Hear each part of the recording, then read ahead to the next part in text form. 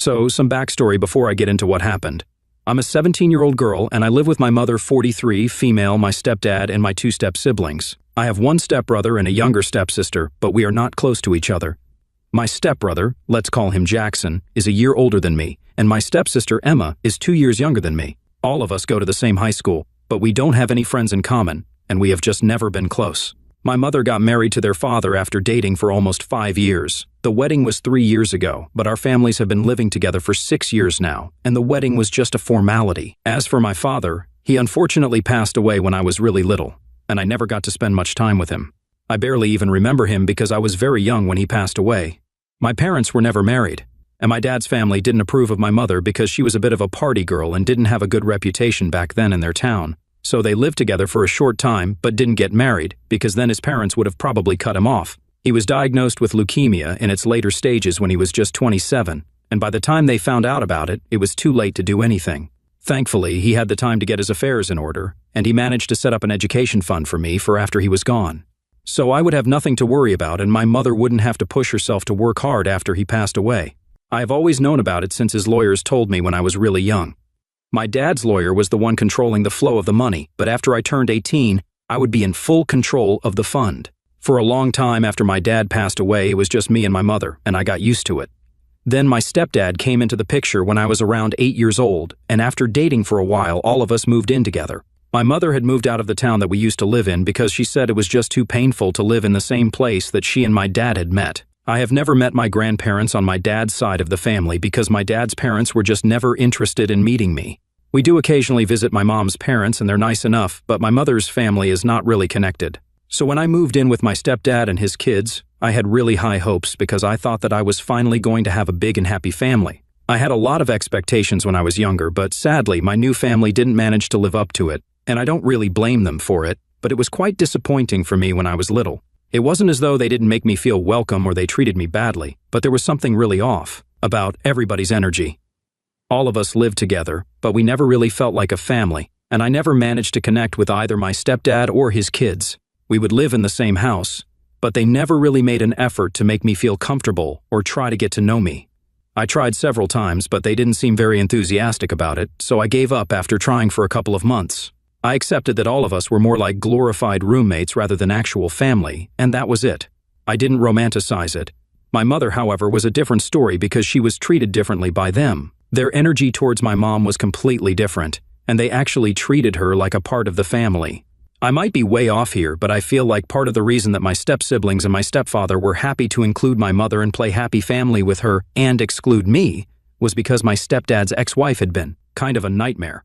I have never met her myself, but I have heard about her, and she was a total gold digger from what I heard, who left my stepdad almost penniless after the divorce.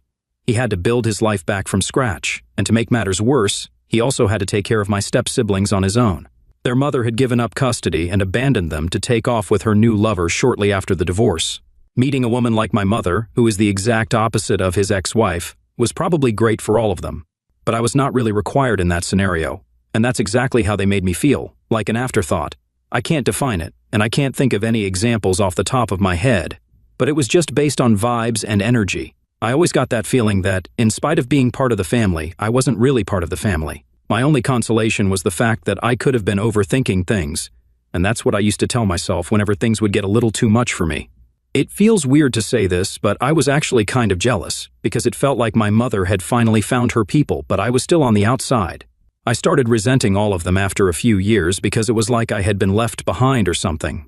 I never brought it up with anybody because it always just seemed petty and meaningless, so I didn't want to make a big deal out of it by saying anything about it. And that's how life was. I wasn't okay with it, but I was content. Now coming to what happened a couple of days ago. I've been looking for colleges for the past few weeks because I'm supposed to graduate in a few months, and I need to start sending out applications. I'm not worried about the money because, like I said, my mother had always told me that there was a fund set aside for me, and that's what I was going to use. But then a few days ago, my mother said that she needed to talk to me about something really important. She told me that my stepfather hadn't been able to save money for his kids to go to college, so she needed me to help my family out and let my step-siblings use the money from my college fund as well. Jackson had taken a gap year and was about to start college at the same time as me, so that's what the conversation was really about. Legally, my mother couldn't control the funds because, in his will, My father had clearly stated that only I would be able to control where I spent my money after I turned 18. And if I'm being honest, I didn't want to share the money with my step-siblings. For starters, I didn't consider them family, and I'm sure that neither did they. And secondly, even if I didn't end up using the entire amount that my father had kept for me, I would still like to use it for myself. That kind of money could really help me get a head start and be useful to me when I get my own apartment and stuff until I start earning.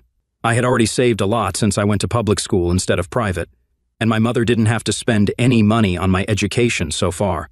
I was also a really good student, so I was hoping to get a scholarship in whichever college I decided to apply to and enroll in. Money had never been a matter of concern for me, but now that I was getting older and I was about to turn 18 in a few months, I was starting to think about saving and earning.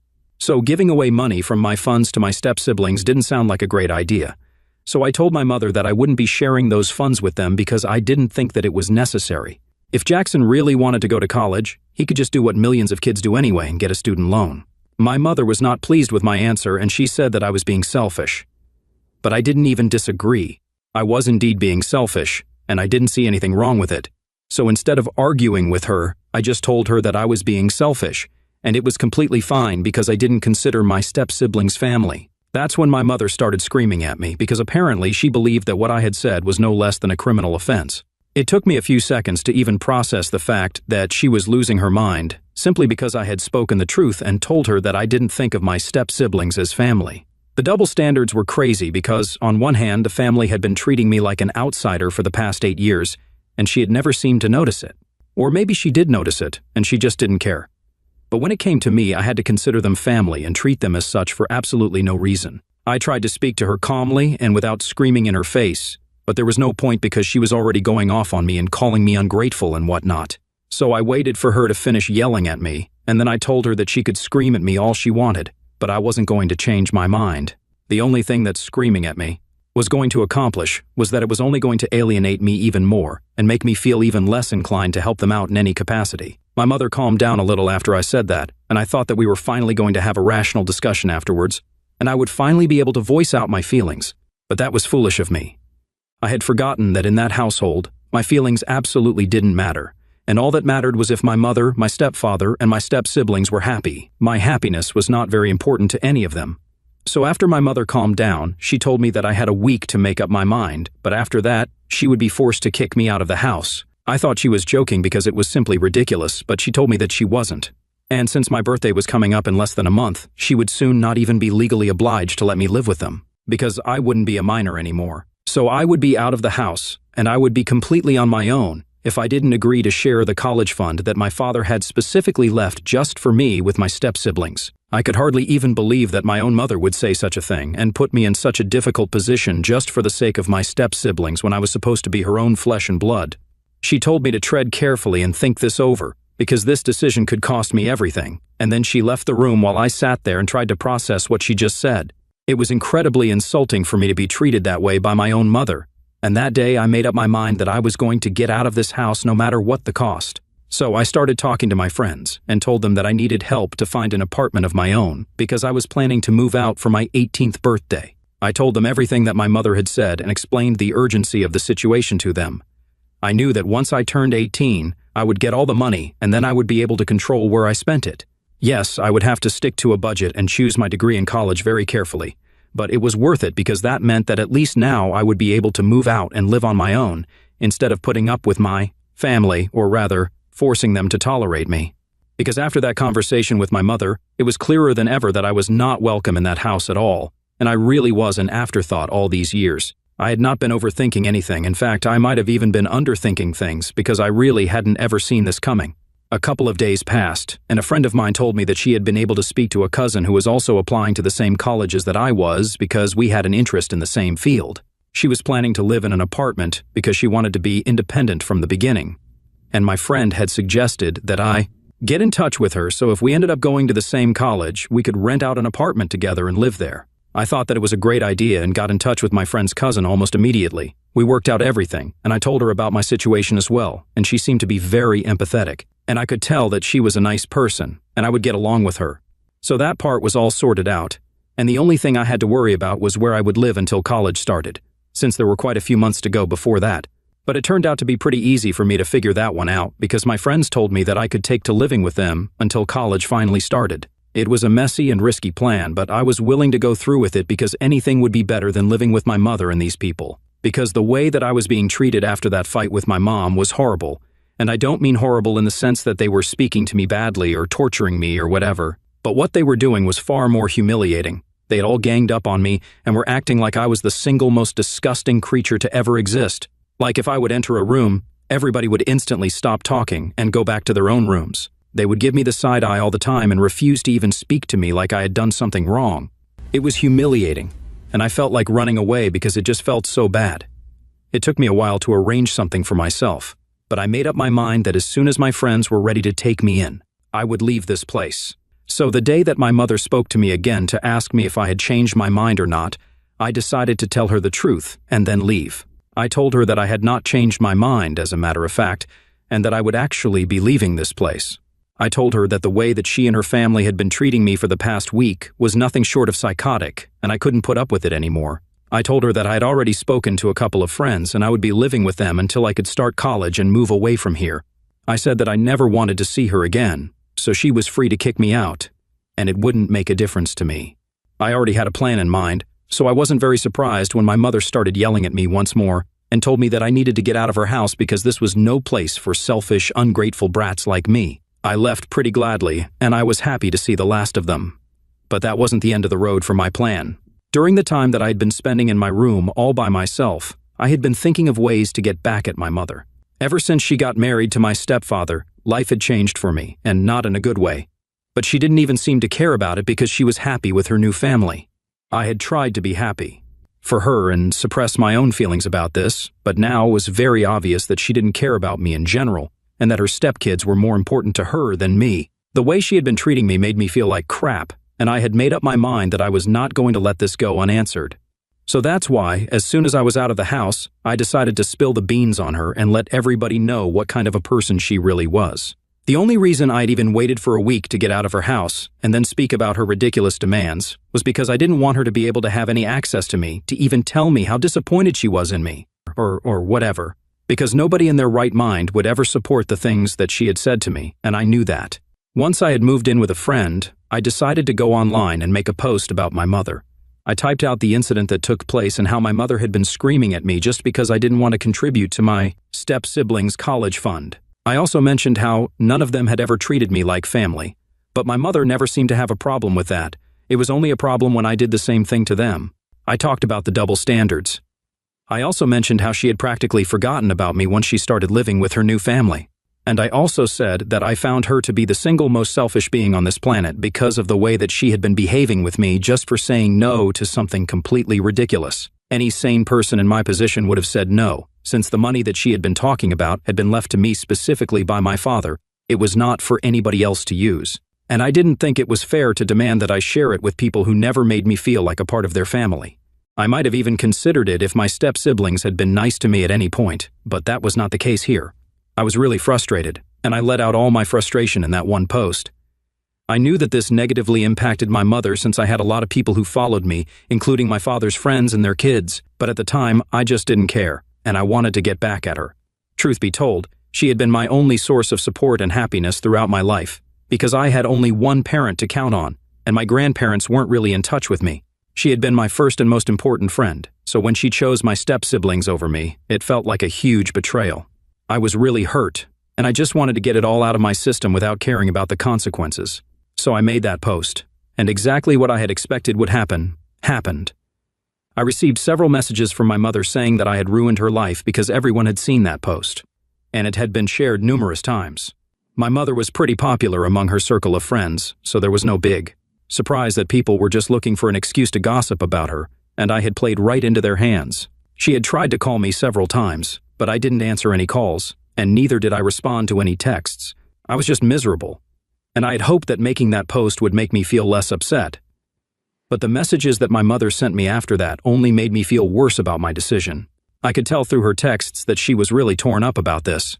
She said things like she never expected me to do something like this, that she had raised me to be kind and compassionate, but I was the opposite of both those things, and she couldn't even believe that I was her daughter anymore.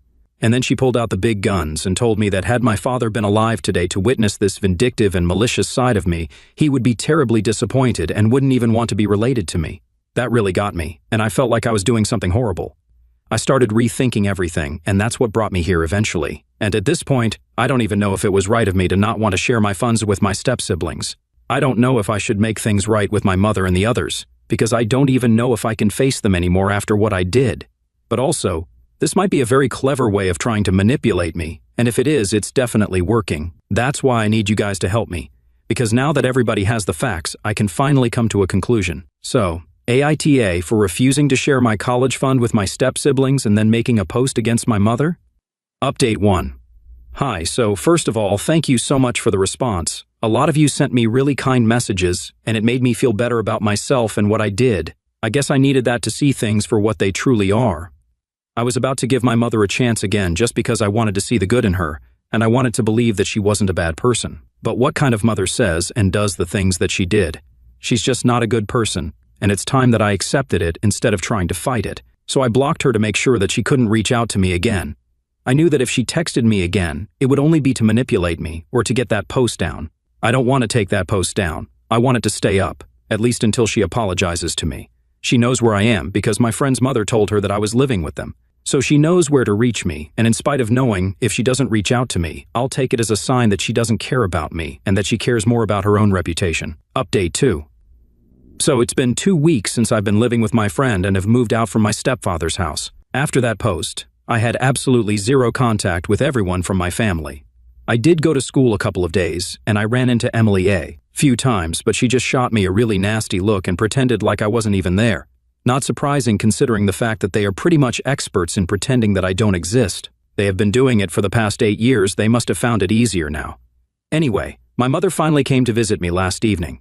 She arrived here with a black plastic bag that people generally use for trash and dumped it in the living room, saying that it had all my leftover stuff in it, basically everything that I hadn't been able to pack into my duffel bag when I was leaving my house. It felt a little insulting that she had used a trash bag to pack my stuff, and it was way more insulting when she dumped it all on the floor of the living room, leaving me to gather it. My friend and her parents, who saw this all unfold, were scandalized.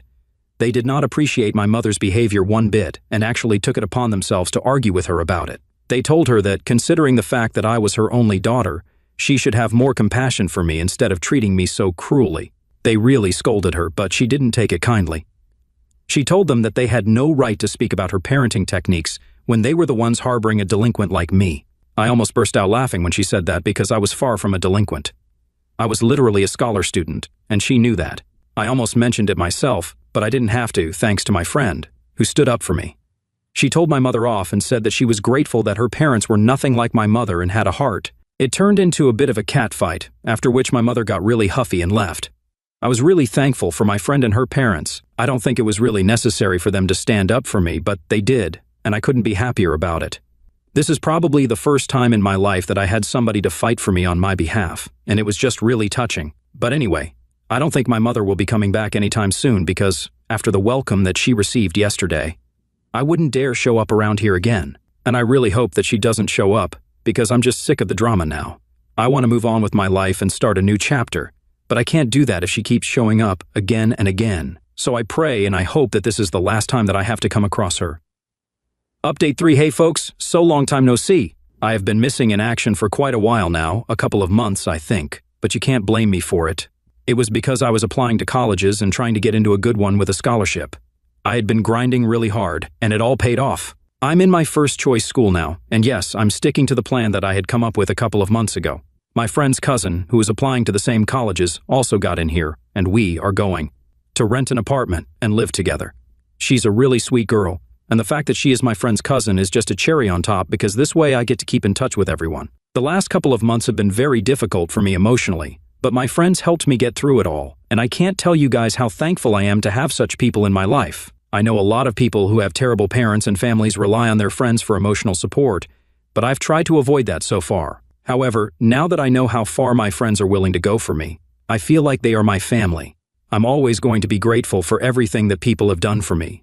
Seriously, I don't think I could have made it this far without everybody's help, and that includes the people here who reached out to me through messages and said such supportive things to help me through this. It's just really strange and funny how my own mother hasn't even bothered to text me even once after I moved out.